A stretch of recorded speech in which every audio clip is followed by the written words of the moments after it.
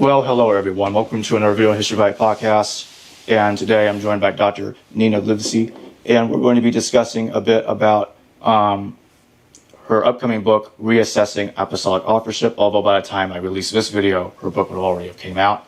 I'll have the link to the affiliate link in the description below to purchase Professor Nina Livesey's book. So thank you for joining me today, Professor Livesey. Thank you so much for having me. Well, thank you for joining me. Second time, I really appreciate it. Yeah, and it's in person. This is nice. It's good to see you in person, yeah. It's great to see you too. Yeah. So I'd like to start us off with what led you to postulate the authenticity of these 7 epistles? Really, I should also ask, really, in context of that, what led you to believe they are inauthentic? So what convinced you that they were authentic initially, and then start us on the journey of what led you to thinking the opposite? Yeah. Well, just my training, and it's the same training that goes on today in undergraduate courses on the Bible. These 7 letters are the only letters that are authentic of Paul. I learned all of that in graduate school. That's just been the common lore for, I don't know, 50 years, maybe longer. So I totally embrace that. I've written papers on that. There's a paper that is seen very often now, Women in the Authentic Letters of Paul, and I've totally embraced the 7 authentic letters of Paul. So I've had I've transformed, and I do not think those are authentic letters. I should just say that right out. I don't think any of the Pauline letters are authentic of Paul, and I date them later, but we'll probably get to that in a minute or two. Mm-hmm. So, but what led me to it, and there was a trajectory, a kind of history. My scholarship, my experiences, it all led to a new look. And the first thing I'd like to say is this work on rhetoric, and you and I already talked a little bit about that. I have a second book out on Galatians and the Rhetoric of Crisis. I wrote that, and I say this because I think it also plays a role in my ability to rethink. I wrote that letter out of the country, or the book out of the, when I was out of the country, and I was able to sit in a place away from home and really think about, in detail, the rhetorical moves that, at that time in my book, Paul was making.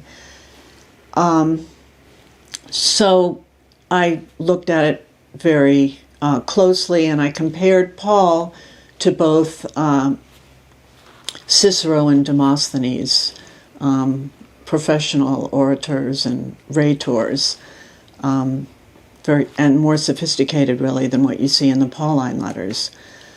But with those other 2 authors in hand, and then, as I said, kind of re-looking at Galatians just through that rhetorical lens, I could see the depth of the construction of the so-called autobiographical sections, the emotion aspect of it. Again, I'm comparing, and then I'm also getting pretty heavy into rhetorical theory because I had to back up everything I was saying. So I was still in France and looked at rhetorical theory there. And one thing in that rhetorical theory really influenced me very heavily is rhetoric was used to actually do construction of texts. It's not rhetoric that kind of stands on top of literature and just goes along for the ride and enhances what you want to say. But rhetoric can actually be part and parcel of developing what you want to say, the whole cloth of it. So rhetoric constructs the truth, you might say. That made a big impression on me, the idea of how rhetoric works. And it does play out because in the rhetorical theory, rhetorical techniques, it is construction, even polemics. You can accuse your opponent of whatever you want. It's constructing them as an other that is not morally upright. Okay, maybe the person was morally upright, but with your polemics, you're creating that situation. So you can see in rhetorical theory, they're learning about polemics. They're also learning how to speak in the voice of somebody else. So all of these are constructive techniques, and all of that played a role in my thinking. So then gradually that led me to really believe that these letters were something other. I could then go from the internal look to what about the letters themselves? Maybe these letters then are not what they purport to be, genuine letters. So I made that jump tentatively. But then, at the same time, and this is after I got back to the U.S., I was in communication with a close classicist friend and colleague, and she kind of pulled me aside at a meeting and said, it's likely that Pauline scholars or even biblical scholars are, in the way they assess those 7 letters as authentic, they're likely overconfident in that because authorship is very difficult to assess, and yet, and it's true of all the scholarship, those letters are definitely authentic. They're just taken as authentic. So once she said that, I thought, I am going to research how did that authentication process come about. So I talk about that in the book. And it's flimsy. I'll give you a heads up. So that is also confirming my suspicions about the letters. So now the letters, I'm already skeptical. They could be something other than genuine letters. So then I think I just fell into, because I don't remember anybody handing me the book, but I used Patricia Rosenmeyer's Ancient Epistolary Fiction, her 2001 book, and that was just fascinating and eye-opening to me. And her book and other scholars of that ilk, especially her book, became my constant companion as I was writing this book that's about to be published. She opened my world to fictional letters and how they can be used. And I was then, and I remain, completely fascinated by what you can do with a fictional letter. The rhetorical use of a letter, the letter itself, and that's Rosenmeyer, that book. She talks a lot about how fictional letters can be used for all kinds of things. So then I had all my pieces in place to put my thesis out there. When do you date the Pauline epistles, before or after the composition of the Gospels?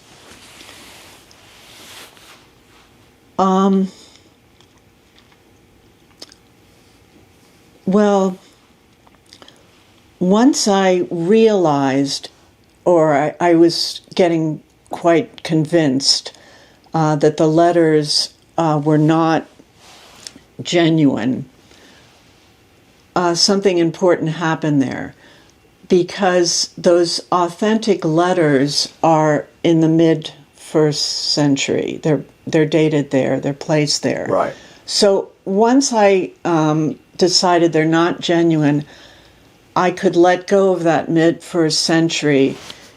And it was an easy move to make, I'll tell you, because in fact, there was a line in the book, and I think I removed it, there was nothing that held me to saying these letters absolutely need to be in the mid-first century. Nothing held me there. The way that the dating of mid-first century comes about is internal, the internal references of the letter. So it's insular.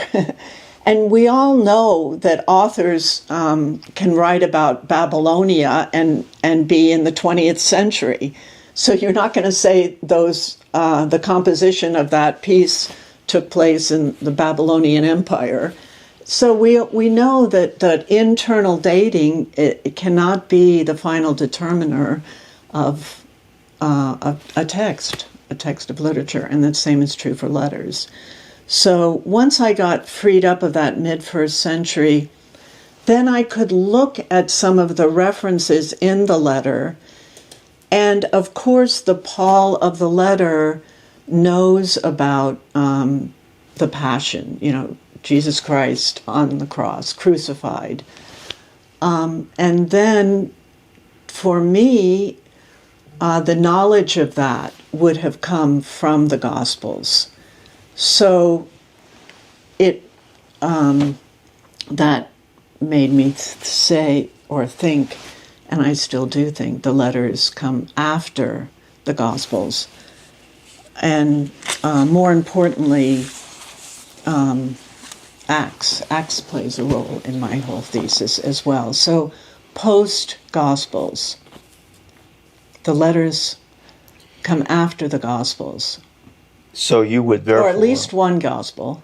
At least one Gospel. Maybe not all the Gospels, but at least one Gospel. Well, either way, that's how you would explain why Paul, or the person claimed to be Paul, or persons in these letters, how they seem to know a Passion account, how they make imply to it. So rather than hypothesizing a pre-Pauline source, one of the Gospels or all of them are the source or sources for this pretender or so-called Paul.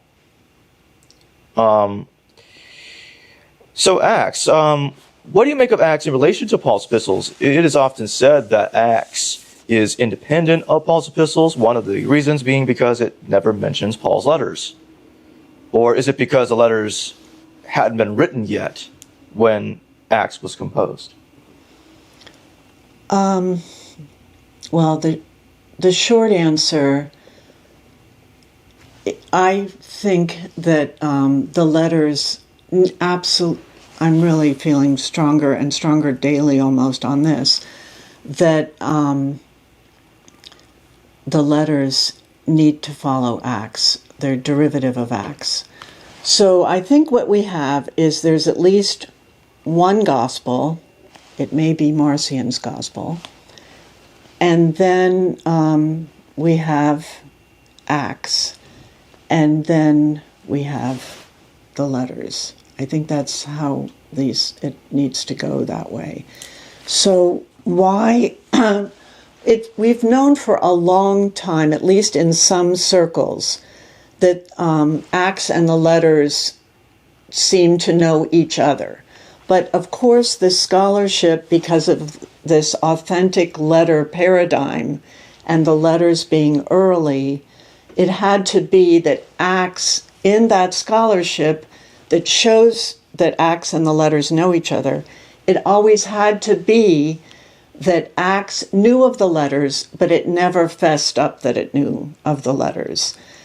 And there's been some very good scholarship by Bill Walker, for instance, his exegesis, almost scientific, detailed work to show that there's even linguistic parallels between Acts and the letters and certain incidents that really show that Acts, and in Walker's view, Acts must have known the letters in order to talk about various things like the Jerusalem incident and things like that. So, but one of the things, once you let go of that paradigm, then you start asking yourself, well, who's Paul? How do we get Paul? If they're not real letters, and there's no first century Paul who wrote those letters, then I had to ask myself, well, how do we get Paul? And that's where I turned to Acts. And Acts is very strategic with Paul. The first part of it is Saul, and then he has this transformation. Well, he has the transformation in Acts 9, where he still remains Saul. But then in Acts 13, when you see the conversion of this fellow Sergius Paulus, Saul also is called Paul. So I feel that we get Paul from Acts, and that's how we know of Paul. There's one other thing that I think works in alongside that notion of Paul coming from Acts, is Paul in the letters is very much Apostle Paul. How do we get Apostle Paul? Or why, you might ask, why would Paul call himself an apostle? And it's very intentional in Galatians, and as you know, I've worked a lot on Galatians. So why call yourself Apostle Paul?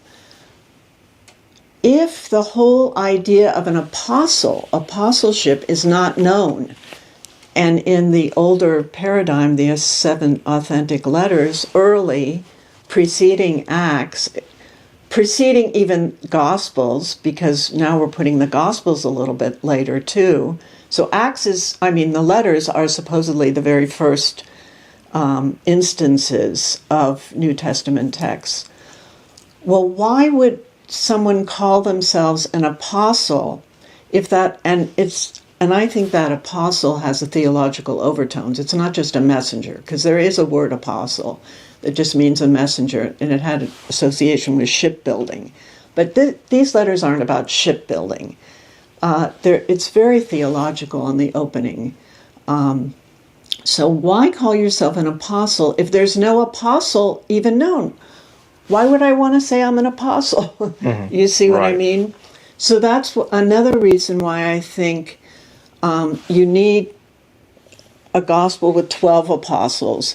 But it's in Acts where the apostles really come alive and they carry things forward, right? So, and I think the letters are in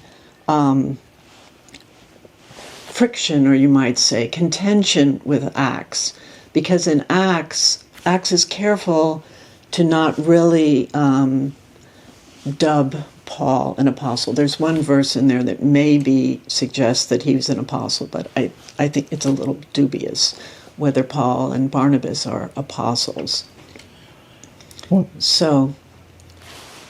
it would seem like one way or another that I think you make an interesting point there, because regardless of Acts, like, okay, in that one little instance it does, but it doesn't accentuate the point too much.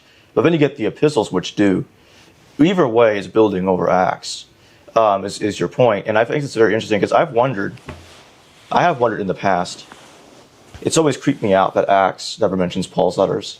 Mm-hmm. And if Paul's letters were written before Acts, but the logic is Acts is independent of Paul's letters, then how do you know they existed before Acts? And even if they somehow did, where did Acts get its information from then? Mm-hmm. They hypothesize, as those I believe that will hypothesize different sources or oral tradition, a convenient oral tradition. Exactly. I'm like, well, can you be sure about that tradition? I know. I've seen that so much. It's the fallback. The other thing is epistolary scholarship again, and I go back to Rosenmeyer, because in my own mind I played around with this notion, which is first, Acts or the letters. But in epistolary scholarship, you need to have the character developed first before you have the letters attributed to the character. And that's repeated in pseudonymous letter collections, which is what I think this is. No one would bother reading letters of Paul unless Paul already existed. And that goes for fictive or factual characters. So Paul's got to be out there. Do you see what I mean? For these letters to have any agency or any effectiveness. There's one other thing that's occurred to me more recently that I've played with, which I think has some credence. It looks like even in Galatians, that autobiographical section, which I've worked on a lot, which Galatians 1, where you see Paul say, "You've no doubt heard of my persecution of Jesus groups, and I tried to kill them," or whatever. I think it's Galatians 1:13. And you just kind of read over that, and you just, with the old paradigm. But how would we have heard of that? But if you say, well, yeah, I would have heard about it if I knew Acts. So what I'm thinking is, because pseudonymous letters are really, the target of those are not the addressee, the internal addressee, they're external readers. So it looks like that statement is a nod to external readers, the buddies out there who might be hearing this letter or reading that letter. They're the creators. They're the gospel creators. They're the Acts creators. They're in this group of literary producers. So they have Paul say, "You've no doubt heard." It's like a nod to the guy in the audience who, read that in Acts. That's how I'm reading that now. Probably needs more development, but so I just think Acts has the priority.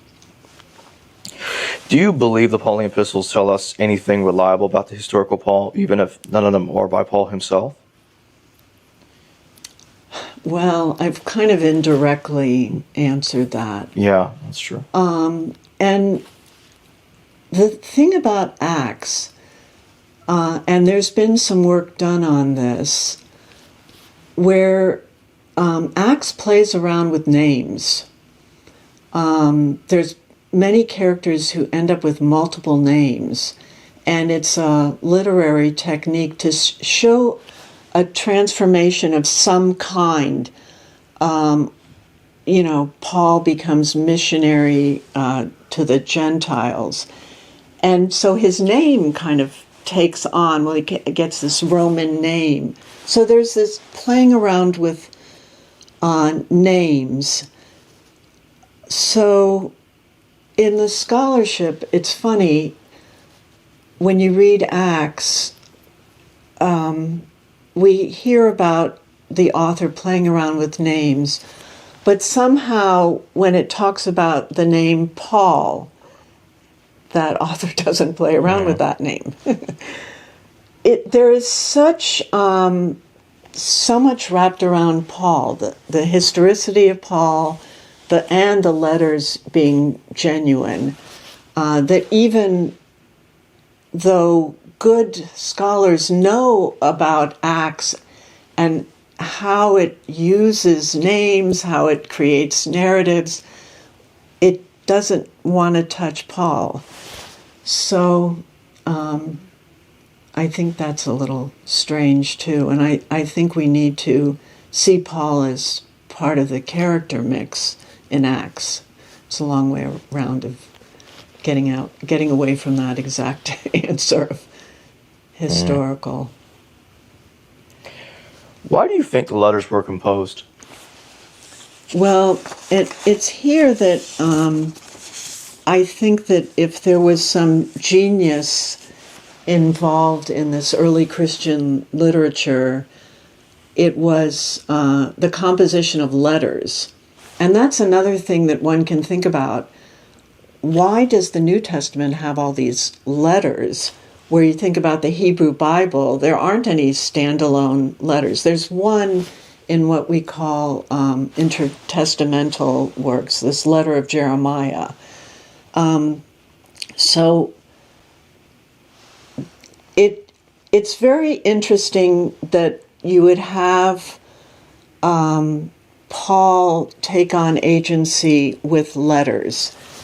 And why I think it's genius is because of the power of the letter genre itself. Maybe one of the most important points here is a letter seems real. A letter, if you get a letter somehow, it has importance in and of itself. It seems personal. You can put anything into a letter. You can, make moral advice.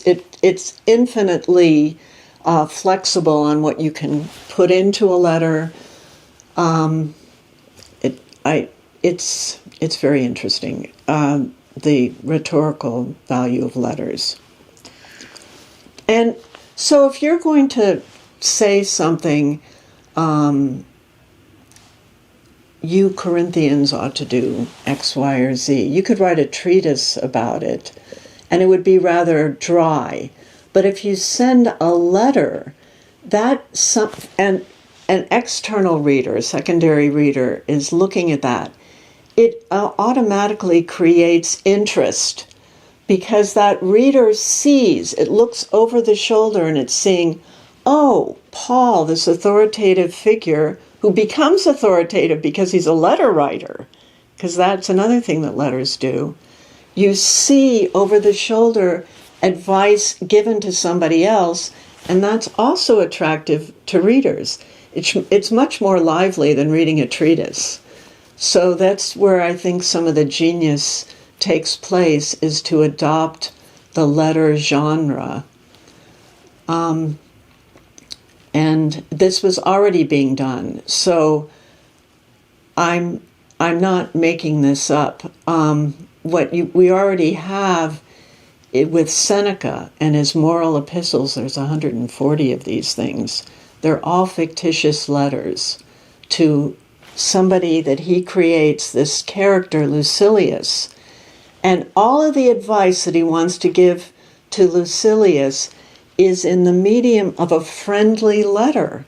They're very attractive to read that as an external person. So the entirety of Stoic philosophy is in letters. And it keeps the conversation going. It's, as I said, lively and interesting. Do you think the historical Paul wrote anything at all that might have been lost and could have been replaced by all these forgeries instead?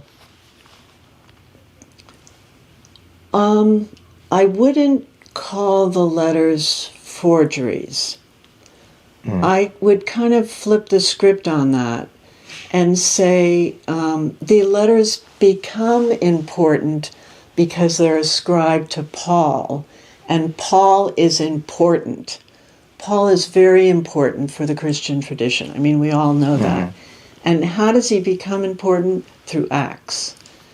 So the fact that you have letters, even if they're fictitious, I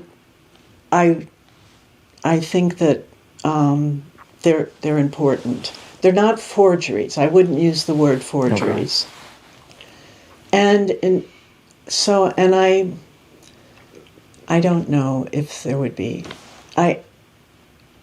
It seems unlikely to me, but I don't know, and there's so much more to learn myself, and who knows what's going to be discovered. But I think from what we have, this Apostle Paul, and then he takes on a new persona with the letters. Intentionally, somebody really wanted to take him in new directions. In my closing question, do you think anything, let me phrase, so do you think that the book of Acts is the most reliable text we have about the historical Paul, despite whatever goals it might be having to try to perhaps embellish or change details?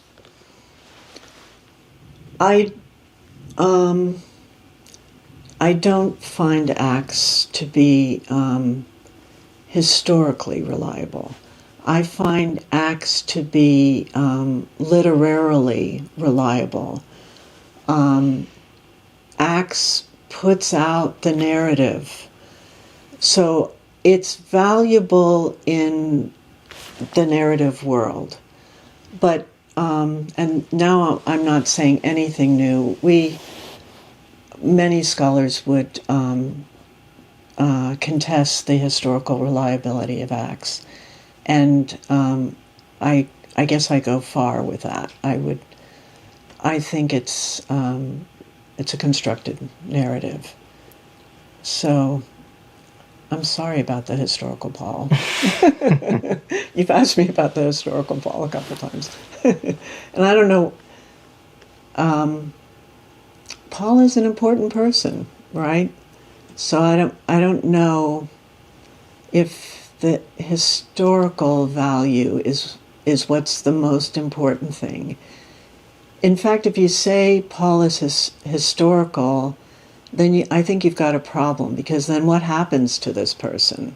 Because everything else that succeeds Acts, as we think of it, as apocryphal literature, and Paul shows up in some of that literature. So what would have happened to that person? We have no history. The whole history of anything that might have been historical, nobody has any history of it. It doesn't exist. So it stops. And I don't know that there was a history there. So there's a conceptual problem with that. So you're not sure Paul existed? Right.